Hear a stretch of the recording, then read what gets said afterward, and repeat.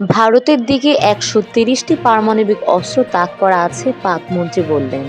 বিস্তারিত জানার আগে যারা এই চ্যানেলটি এখন পর্যন্ত সাবস্ক্রাইব করেননি, প্লিজ চ্যানেলটি সাবস্ক্রাইব করে আবার পাশে থাকবেন। ভারত শাসিত জম্মু ও কাশ্মীরের পেহেলগামে হামলার পর পাকিস্তান ও ভারতের উত্তেজনা এখন তুঙ্গে। দুই দেশের সীমান্তে বাড়ছে ব্যাপক সামরিক উপস্থিতি। একাধিকবার পাল্টাপাল্টি গোলাগুলির ঘটনাও ঘটেছে। এমন পরিস্থিতিতে বিস্ফোরক মন্তব্য করেছেন পাকিস্তানের রেলমন্ত্রী হানিফ আব্বাসি। ভারতকে ঘায়েল করতে তার দেশ পারমাণবিক অস্ত্র বহনে সক্ষম শাহিন ও গজনবির মতো ক্ষেপণাস্ত্র ১৩০টি ক্ষেপণাস্ত্র প্রস্তুত করে রেখেছে বলে জানান তিনি। হানিফ আব্বাসি বলেন, শাহিন ও গজনবি ক্ষেপণাস্ত্রগুলো এমনি তৈরি করা হয়নি। সেগুলো প্রস্তুত রাখা হয়েছে ভারতের জন্য। আমাদের বিভিন্ন ঘাঁটিতে এগুলো মোতায়েন রয়েছে। টাইমস অব ইন্ডিয়ার এক প্রতিবেদনে বলা হয়, ভারত থেকে পাকিস্তানি দূতাবাসের সামরিক কর্মকর্তাদের বহিষ্কারের মাধ্যমে দেশটির বিরুদ্ধে কূটনৈতিক ব্যবস্থা নেওয়ার পরিপ্রেক্ষিতে পাকিস্তানের রেলমন্ত্রী এমন মন্তব্য করেছেন।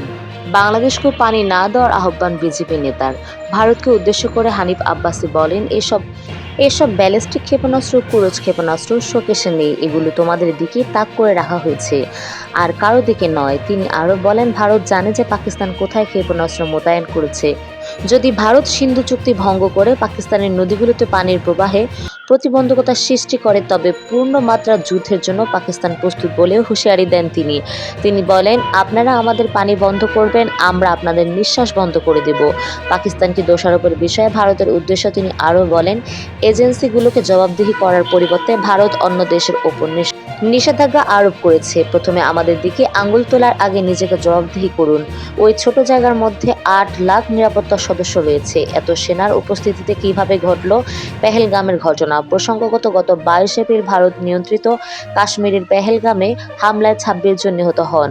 হামলায় পাকিস্তানের সংশ্লিষ্টতার অভিযোগ এনে ১৯৬০ সালের সিন্ধু চুক্তি স্থগিতের পাশাপাশি পাকিস্তানি নাগরিকদের ভিসা প্রত্যাহার করে ভারত। পাল্টা পদক্ষেপ হিসেবে নিজেদের আকাশসীমা ভারতের জন্য বন্ধ সহ বেশ কিছু সিদ্ধান্ত নিয়েছে পাকিস্তান।